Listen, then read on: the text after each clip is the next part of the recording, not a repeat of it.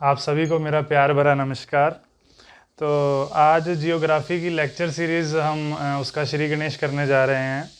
तो इसमें हम जो है बिल्कुल बेसिक से शुरू करेंगे। जिसने आज तक कभी मतलब पता ही नहीं भूगोल क्या होता है, जियोग्राफी में क्या पढ़ा जाता है ये भी नहीं पता, तो एकदम मतलब स्कूल लेवल का बच्चा भी देख सकता है। बेसिक से शुरू करेंगे जहाँ से जियोग्राफी शुरू होती है, इंडियन जियोग्राफी। और धीरे धीरे जैसे जैसे लेक्चर्स में आगे बढ़ेंगे इसको डिटेल में चलते जाएंगे। और मैं कोशिश करूँगा हिंदी इंग्लिश बायलिंगुअल चलाने की, ताकि अगर आप हिंदी से मीडियम से हैं या इंग्लिश मीडियम से हैं, आप दोनों को ही इसका फ़ायदा हो। तो जियोग्राफी जो है, भूगोल दरअसल एक कॉन्सेप्चुअल और थोड़ा सा फैक्चुअल सब्जेक्ट है ना। तो कॉन्सेप्ट्स अपने थोड़े से जहाँ जहाँ बताने की ज़रूरत होगी मैं बताता जाऊँगा। अच्छे से सुनिएगा, लिखने वाली चीज़ आप लिख सकते हैं, है ना, वरना अच्छे से सुनना तो है ही और लिखते जाइएगा चाहे। तो ये है हमारा प्यारा भारत, मैंने बनाने की कोशिश की है, हमारा देश महान। और अगर बात करें तो यहाँ पे मैं पहले तो हमारा ये है, हमारा क्या है, ये गोला, ये हमारा गोला है, पृथ्वी, है ना। पृथ्वी है, ये हमारी अर्थ है। अर्थ में हम सबसे पहले तो हमें ये पता होना चाहिए कि हमारा प्यारा भारत है कहाँ, ग्लोब में, अर्थ पे हमारा प्यारा भारत कहाँ है ना। तो सबसे पहले बात करें तो 0 डिग्री देशांतर बीच में से, जिसको लॉन्गिट्यूड कहते हैं, 0 डिग्री लॉन्गिट्यूड जो है, 0 डिग्री देशांतर जो है वो पृथ्वी को 2 हिस्सों में बांट देती है। ठीक है, कौन कौन सा? एक तो पूर्वी गोलार्ध और एक पश्चिमी गोलार्ध, ईस्टर्न पार्ट और एक वेस्टर्न। ठीक है, इधर वाला ईस्ट होता है, इधर वाला वेस्ट। तो पूर्वी गोलार्ध, तो भारत जो है वो हमारा कहाँ पे आता है? पूर्वी गोलार्ध में आता है। ठीक है, तो भारत जो है वो हमारा पृथ्वी पे कहाँ आता है? पूर्वी गोलार्ध में आता है। 0 डिग्री देशांतर जो है वो पृथ्वी को 2 हिस्सों में बांट देती है, पूर्वी गोलार्ध, पश्चिमी गोलार्ध। पूर्वी गोलार्ध में हमारा भारत आता है। और जो भूमध्य रेखा है, आपको पता है इक्वेटर, भूमध्य रेखा जो है 0 डिग्री अक्षांश रेखा, लैटिट्यूड इंग्लिश में बोल सकते हैं, तो वो जो है भारत, वो पृथ्वी को किन 2 हिस्सों में बांट देता है? उत्तरी गोलार्ध और दक्षिणी गोलार्ध, है ना। उत्तरी गोलार्ध और दक्षिणी गोलार्ध में बांट देता है 0 डिग्री जो है भूमध्य रेखा, विषुवत रेखा। और जो हमारा भारत है वो किस में आता है? वो आता है उत्तरी गोलार्ध में। ठीक है, या फिर मैं अब ऐसा बोल सकता हूँ कि हमारा भारत जो है वो कहाँ पे आता है? उत्तरी पूर्वी गोलार्ध में आता है। पृथ्वी में देखा जाए, ग्लोब में अगर हम देखें तो हमारा भारत कहाँ पे अवस्थित है? इसकी लोकेशन क्या है? उत्तरी और पूर्वी गोलार्ध में अवस्थित है। ठीक है, उत्तरी पूर्वी गोलार्ध में जो है वो भारत की अवस्थिति है। और ठीक है, इतना हमें समझ में आ गया। इसी पे कुछ और मैं बता देता हूँ, जो नाम आपने सुने हुए हैं, है ना, वो जिज्ञासा रहती है कि जो नाम सुने हुए हैं वो कब आएंगे। तो मैं पहले ही बता देता हूँ, एक आपने कर्क रेखा सुना होगा। तो ऐसे जो रेखा है लैटिट्यूड, जिसको हम अक्षांश बोलते हैं, अक्षांश रेखा जो है ये भूमध्य रेखा से ऊपर अगर जाएं 23.5 डिग्री, 23.5 डिग्री अक्षांश रेखा, इसको क्या कहते हैं हम? कर्क रेखा बोलते हैं। ठीक है, या फिर इंग्लिश में क्या बोलते हैं? Tropic of cancer. ठीक है, कर्क रेखा होती है 23.5 डिग्री अक्षांश उत्तरी भाग में, अगर उत्तर में जाएं तो। और भूमध्य रेखा से अगर दक्षिण में हम 23.5 डिग्री चलें, 23.5 डिग्री अगर दक्षिण में चलें तो इसको क्या बोलते हैं हम? मकर रेखा, मकर रेखा, या फिर ट्रॉपिक ऑफ कैप्रिकॉर्न।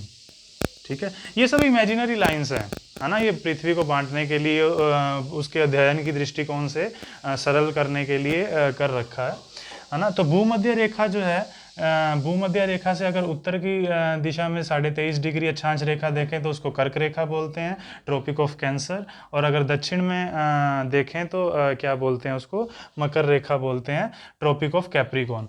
इसमें आप देख भी रहे हैं, आपको पता होगा भारत के बीच में से कर्क रेखा जाती है। तो ये कर्क रेखा 23.5 डिग्री कर्क रेखा जो है वो भारत के बीच में से जाती है, दिख रही है पृथ्वी पे। तो हमारा जो भारत है वो कहाँ पे है, सबसे पहले तो हमें पता लगा कि वो क्या है, उत्तरी अक्षांश, उत्तर गोलार्ध में और पूर्वी गोलार्ध में है। ठीक है, इसका मतलब यहाँ से यहाँ तक की जो इसकी लोकेशन है वो कैसे आएगी, यहाँ पे पृथ्वी है, ये ऐसे अक्षांशीय रेखा चल रही है, तो इसकी अक्षांश के आधार पे क्या इसका जो लोकेशन है वो कैसा हम रखेंगे। जो हमारा भारत है वो 8 डिग्री, ये मेन लैंड की सिर्फ अभी मैं बात कर रहा हूँ, श्रीलंका और या उधर अंडमान निकोबार वगैरह की बात नहीं कर रहा हूँ। 8 डिग्री 4 मिनट कन्याकुमारी में जो जगह है, 8 मेन लैंड का जो लास्ट हमारा पॉइंट है वो उसकी अक्षांशीय क्या है अवस्थिति, 8 डिग्री 4 मिनट।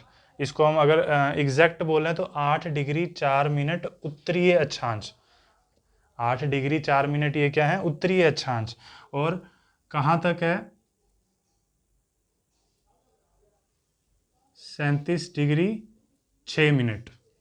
ठीक है, तो 8 डिग्री 4 मिनट से 37 डिग्री 6 मिनट तक जो है हमारी अक्षांशीय अवस्थिति है, विस्तार है हमारे भारत का। 8 डिग्री 4 मिनट उत्तरी अक्षांश से लेकर 37 डिग्री 6 मिनट उत्तरी अक्षांश तक। ठीक है, इसको आप ऐसे 84 से लेकर 376 ऐसे भी याद कर सकते हैं। अब हमें पता है ये पूर्वी गोलार्ध में है हमारा भारत, है ना। अगर 0 डिग्री देशांतर पूर्वी और पश्चिमी गोलार्ध में पृथ्वी को बांटता है तो हमारा भारत कहाँ पे है, पूर्वी गोलार्ध में है ना। तो पूर्वी गोलार्ध में है तो इसकी जो देशांतर के आधार पर विस्तार है वो कैसे देखेंगे। तो इसका जो देशांतर के यहाँ गुजरात में जगह पड़ती है गोंडा बेटा के नाम से, तो गोरमोता के नाम से, वहाँ पे यहाँ पे क्या है 687 मतलब 68 डिग्री 7 मिनट, 68 डिग्री 7 मिनट इसकी यहाँ पे है पूर्वी देशांतर से लेकर कहाँ तक है 97-25 तक, 97 डिग्री 25 मिनट, मिनट कैसे प्राइम से है ना शो करते हैं। तो ये तो हो गई हमारे भारत की अवस्थिति और विस्तार, लोकेशन और उसका एक्सपेंशन, है ना। लोकेशन की मैं बात करूं अगर इंडिया की लोकेशन जो है वो क्या है, एक तो पूर्वी गोलार्ध और उत्तरी गोलार्ध में है ना। उत्तरी गोलार्ध भूमध्य रेखा के अनुसार देखा जाए, अक्षांशीय अवस्थिति देखी जाए तो वो कहाँ पे है, उत्तरी गोलार्ध में है। और अगर हम देशांतर के आधार पर देखें तो पूर्वी गोलार्ध में है। ठीक है, और कर्क रेखा जो कि 23.5 डिग्री उत्तर में जाएं अगर भूमध्य रेखा से, वो भारत के बीच में से होकर जाती है और कुल मिलाकर 8 राज्यों से होकर जाती है ना। और अब भारत की अगर विस्तार देखें, एक्सपेंशन कैसा है, भारत जो है वो 8 डिग्री 4 मिनट उत्तरी अक्षांश से लेकर कहाँ तक है 37 डिग्री 6 मिनट उत्तरी अक्षांश तक, या फिर अगर ऐसे देखें 68 डिग्री 7 मिनट देशांतरीय जो देशांतर के आधार पर देखें 68 डिग्री 7 मिनट से लेकर कहाँ तक है 97-25 तक। ठीक है, इसको 84 376 और 687 97-25 ऐसे याद कर सकते हैं आप, हो जाएगा। तो ये तो हो गया हमारा भारत का क्या हो गया, लोकेशन हुआ है ना, उसका अवस्थिति हुई और उसका विस्तार देखा हमने। अच्छा, अब प्रश्न कई बार ये बड़े कॉमन रहते हैं कई सारे पेपरों में कि हमारा जो सीमा है, हमारा बॉर्डर जो है वो किन किन देशों से लगता है ना। क्योंकि भारत की अगर बात करें, इसको भारत की अगर हम बात करें यहाँ पे, इधर तो क्या है बंगाल की खाड़ी, क्या है यहाँ पे बे ऑफ बंगाल, और इधर क्या है अरब सागर, अरब सी है यहाँ। ठीक है, इधर अरब सागर है और इधर बे ऑफ बंगाल खाड़ी है।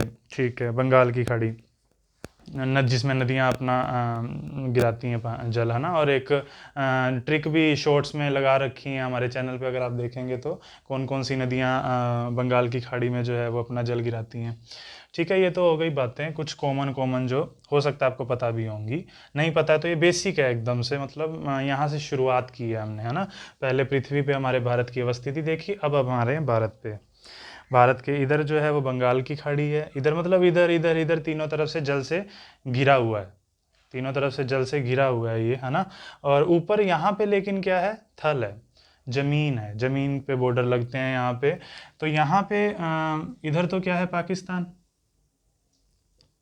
ठीक है, पाकिस्तान है। इधर क्या है, चाइना, यहाँ पे नेपाल, यहाँ पे भूटान, इधर म्यांमार, और यहाँ पे बांग्लादेश, ठीक है, यही है इधर पर। और यहाँ पे अफगानिस्तान जो है उसके साथ भी बॉर्डर हमारा लगता है पीओके वाले क्षेत्र से, है ना। अब अगर मैं सबसे पहले यहाँ से अब बड़े कॉमन फैक्ट्स जो स्टैटिक जीके में हमें याद करने की ज़रूरत है वो क्या है कि पाकिस्तान जो है, पाकिस्तान से अगर देखें तो भारत के कौन कौन से राज्य लगते हैं, ऐसे प्रश्न आ जाते हैं, जैसे कि गुजरात, राजस्थान, पंजाब, जम्मू एंड कश्मीर, है ना। तो ये हो गए। और यहाँ पे जम्मू एंड कश्मीर, यहाँ पे पाकिस्तान ऑक्यूपाइड कश्मीर है ना, पाक अधिकृत कश्मीर, जिसको जो कि गुलाम कश्मीर है। और मतलब हम गुलाम कश्मीर बोलते हैं, पाकिस्तान उसको आज़ाद कश्मीर बोलता है। और यहीं पे छोटा सा बॉर्डर अफ़गानिस्तान का भी लगता है, वो छोटा सा बॉर्डर है, 106 किलोमीटर का लगभग है। और इधर से फिर यही चाइना से भी जुड़ता है। चाइना से कौन कौन जुड़ता है, चाइना से जम्मू कश्मीर हो गया, इधर अब तो लद्दाख हो गया, मतलब लद्दाख हो गया। और आगे अगर बात करें तो हिमाचल प्रदेश, उत्तराखंड, लद्दाख, हिमाचल प्रदेश, उत्तराखंड, नेपाल छोड़ देते हैं, Nepal as a buffer state है, बीच में काम कर रहा है दो बड़ी कंट्रीज़ के बीच में। और सिक्किम और अरुणाचल प्रदेश, ये जो है 5 राज्य चाइना के साथ बॉर्डर साझा करते हैं, है ना। तो ये तो हो गई छोटी मोटी बातें।